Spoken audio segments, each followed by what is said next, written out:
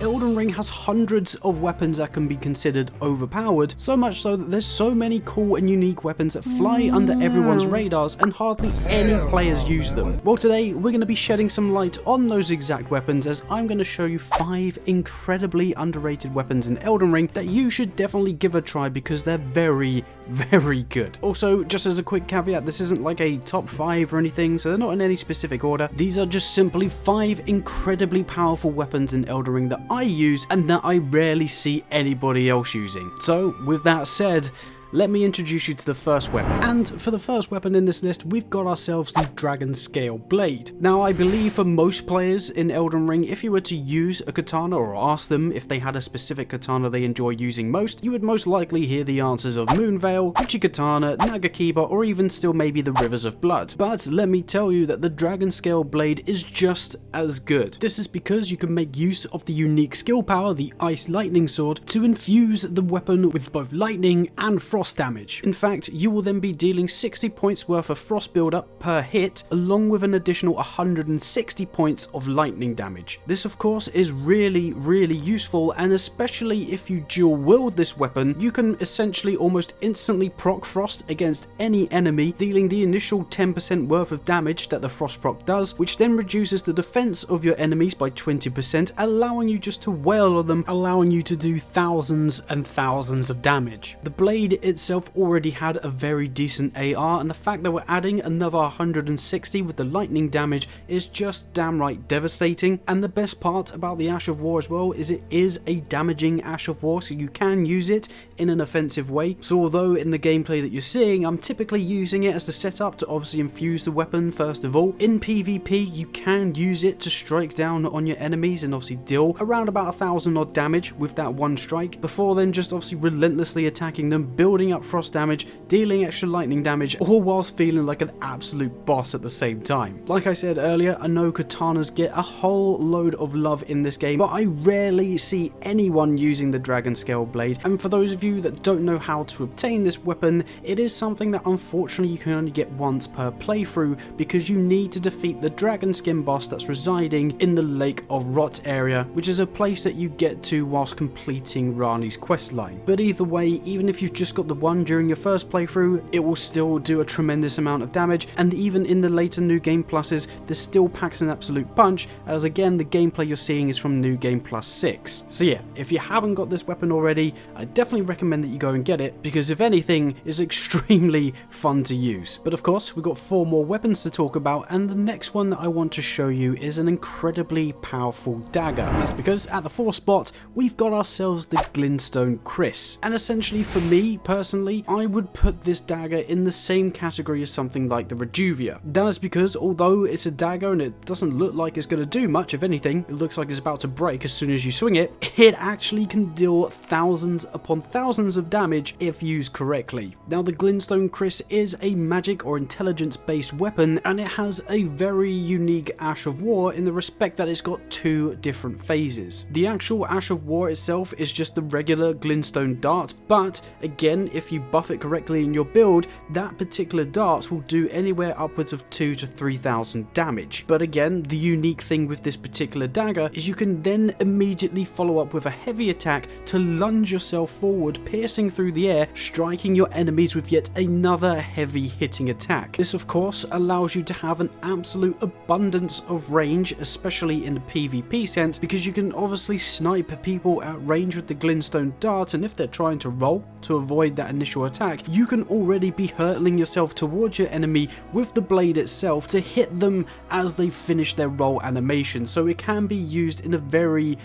positive way. And again, where it is a dagger, it's going to be one of the fastest flowing attacks in the game, allowing you just to consistently put the pressure on your enemies, and if they try to retaliate with a strong attack of their own, you can typically get in before them, striking them a couple of times with the dagger before then even rolling out, or if you manage to stun them or interrupt their attack, you can just keep again applying the pressure and very quickly win the battle. But again, this weapon does still hold up in a PvE sense as well, because like I say, that glintstone dart will be dealing thousands of damage just purely on its own. So if you wanted to have this as like your secondary, if you're running a certain battle mage build, just to literally pull out a lethal glintstone dart at any given moment, then of course you can very easily do that. Whereas a dagger, it doesn't really weigh anything, and also the FP cost on the glintstone dart Ash of War is only 6 FP. So essentially you can spam this thing for hours. And again, for those of you that don't know how to obtain this weapon, all you need to do is complete Selen's questline, and without spoiling too much, side with her at the end, and as a reward you will be granted with the glintstone Chris. So yes, you do need to complete her quest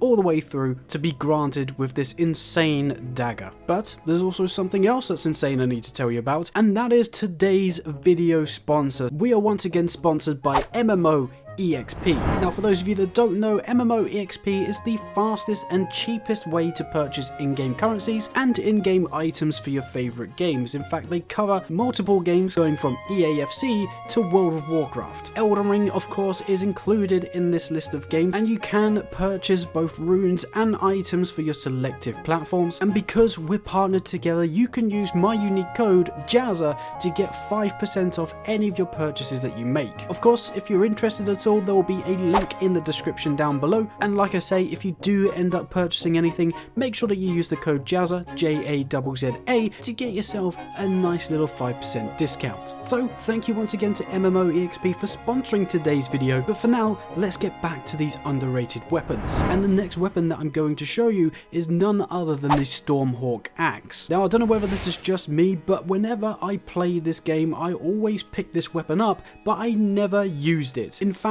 I've only recently started using it, and it's something that I've been missing out on all this time. Again, the Stormhawk Axe has a unique Ash of War, the Thunderstorm attack, which does pretty much as it says, as you turn yourself into an electric thunderstorm, dealing catastrophic amounts of damage against, again, most enemies in the game. Now, there are two phases to this Ash of War. You can obviously just press it once and you'll do around about 2 or 3 swings of the sword, but you can then continue on the Ash of War to do another 2 or 3 attacks, which can all stun lock enemies, and they all deal a tremendous amount of poise. I mean, just look at what it's doing to Melania in the gameplay in the background. And like I said, the unique thing about this Ash of War is you can essentially trap your enemies in that thunderstorm attack, either one, breaking their poise just with the amount of damage that you're dealing against them, or 2, staggering them, stun locking them with that whirlwind ability, and with the final attack, if you use the extended version of the Ash of War, you will then push them away, typically throwing the enemies to the ground, allowing you then just to run up and deal another load of attacks if you wanted to. Essentially, if your enemy isn't a mainline boss that's obviously 10 times bigger than you, or as long as they're not using any form of hyper armor or ranged attack,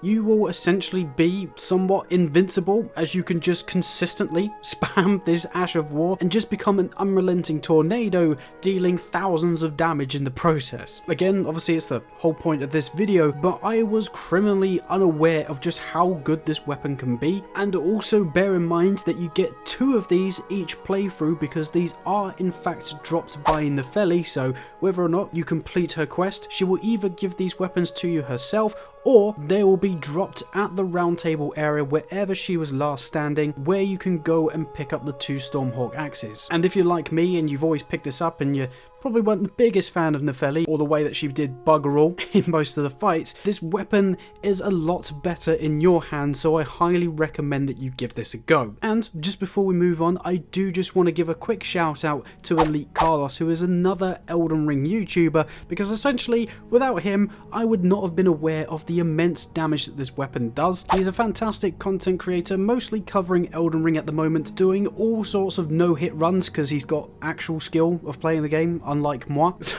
if you want to see a more skilled player use these kinds of weapons, obviously go and check out Elite Carlos, and if you do watch any of his videos, tell him that Jazza says hi. So yeah, shout out to Elite Carlos, but for now, let's obviously finish off this list. And for the next weapon I wanted to mention, it is in fact going to be the Death Ritual Spear. Again, another weapon that we've recently covered here on the channel, and one that I've been using for the past couple of weeks. It is once again another heavy intelligence based weapon that has a unique Ash of War that covers a large area of the battlefield. So where the Stormhawk Axe was good against, say, the smaller enemies and trapping them in, dealing a lot of poise damage, this weapon is perfect against the larger enemies in the game. The Spear Call ritual does, again, essentially as it says, and uses the Death Right powers to essentially allow 20 odd spears to rain down on your enemies. Again, this is covered in a large area of effect, so like I say, if you're coming up against someone like Placidusax or someone like the Fire Giant, you're more often or not going to hit them with every single one, and with each spear doing around about 400 damage, you can very easily do upwards of around about 4,000 or 5,000 damage with just one use of that Ash of War. Also, again, this Ash of War tends to do quite a lot of poise damage, so especially in PvE, you're going to be dealing a butt ton of damage, and if that wasn't already going to kill those enemies,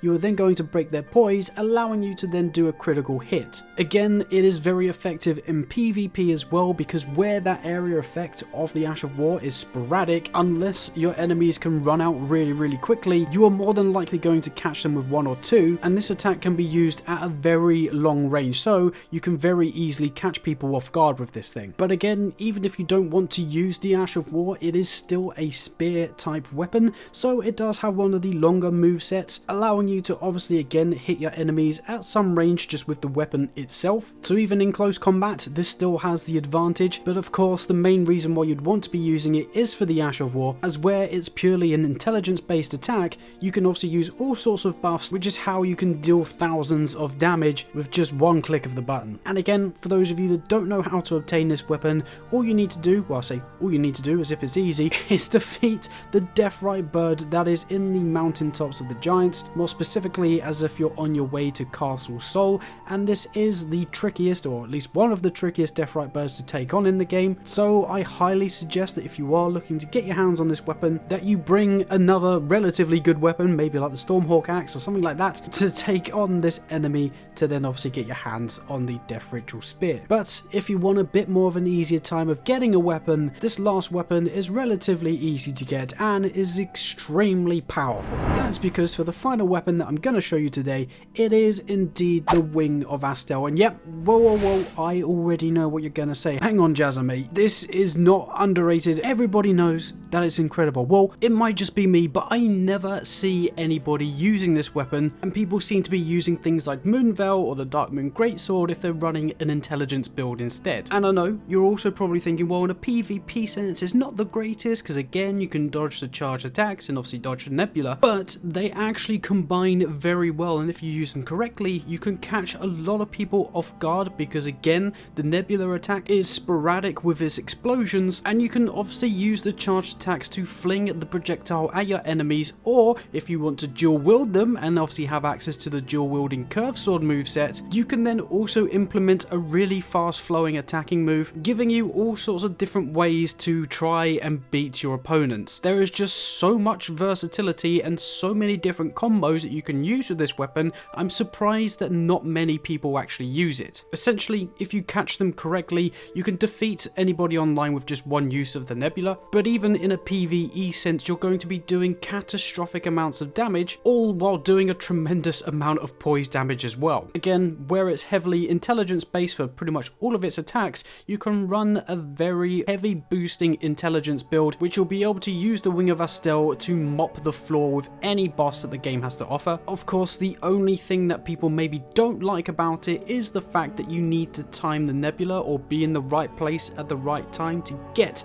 the maximum effect that the nebula has to offer. And I also feel that a lot of people still think that the nebula attack with the Wing of Astel is the same as the Bastard Stars, because for those of you that don't know, the Bastard Stars version of the nebula attack is a little bit glitched, where only one or two of the explosions that happen would actually be dealing damage. But with the Wing of Astel, every single explosion does deal damage as the nebula was intended to, and I think mainly just for those two reasons alone, it gets overlooked and therefore obviously isn't used as much as it probably should be. But obviously that's the case for all of these weapons on this list, and these are the 5 weapons that I believe are really underrated in Elden Ring, especially at this moment in time. And as always with these types of videos, I want to know what you guys think. Do you think that these weapons are underrated, and which weapon would you say is the most underrated weapon of all time? Of course, get in the comment section, let me know what you're thinking, as I'm always intrigued to spark a bit of discussion with you all. And whilst you're down there, I'm actually going to leave links in the description to full build videos of every single weapon that has been showcased in this particular video. So if you have seen a weapon that you like the look of, or you feel like you want to do a specific build around it, those links will take you to the most optimized build you can use for each one of those weapons, and obviously have the most fun with them. And then just lastly, if you don't mind me cheekily asking, if you could leave a like rating on this video if you happen to like it would be greatly appreciated, as it helps me out a bunch and it lets me know that you want to see more videos like this.